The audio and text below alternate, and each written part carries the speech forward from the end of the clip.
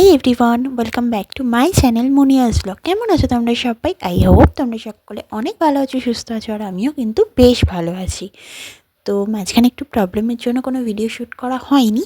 তো যদিও এই ভিডিওটা আমি অনেক দিন আগেই শ্যুট করেছি, বাট এডিট করে তোমাদের সাথে শেয়ার করা হচ্ছিল না। তো চলো, এটা হচ্ছে একটা মেকআপ ভিডিও।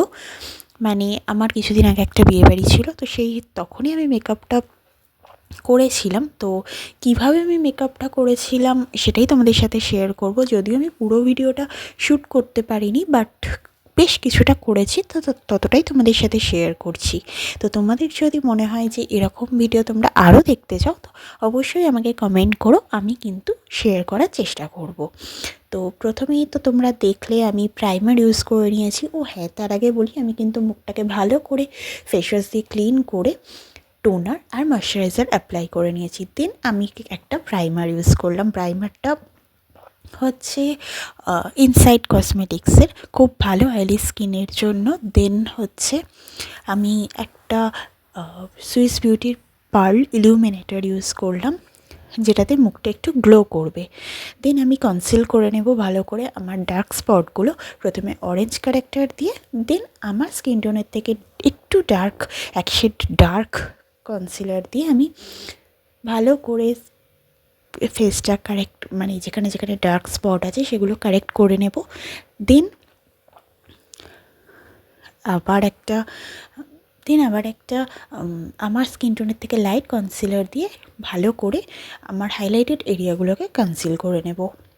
আর হ্যাঁ, আমি আইব্রো করেছি বলতে আমার আইব্রো করা ছিল না, তো সেহেতু আমি আইব্রো পেন্সিল দিয়েই আইব্রোটা ড্র করেছি, আর দেন কনসিলার দিয়ে ওটাকে ভালো করে কারেক্ট করে নিয়েছি। তো চলো, সবটাই তোমরা দেখতে থাকো। আই হোপ তোমাদের আজকের এই ভিডিওটা ভীষণ ভালো লাগতে চলেছে।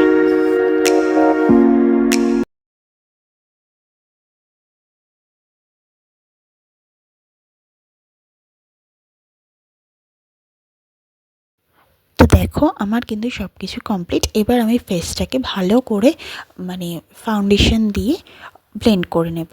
তো আমি ফাউন্ডেশনের সাথেও এখানে সুইস বিউটির ওই ইলুমিনেটরটা ইউজ করেছি, যাতে স্কিনটা একটু গ্লো করে। আর বিয়েবাড়িতে তো একটু গ্লোয়িং স্কিন সবাই চায়, তাই না?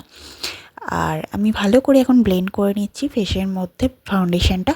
আর তোমরা যদি জিজ্ঞাসা করো যে ফাউন্ডেশনটা আমি কিসের ইউজ করি, সেটা হচ্ছে ইনসাইনের খুব এইচডি ফাউন্ডেশন, খুব ভালো। তো তোমরা চাইলে ইউজ করতে পারো, অয়েলি স্কিনের জন্য বেশ ভালোই।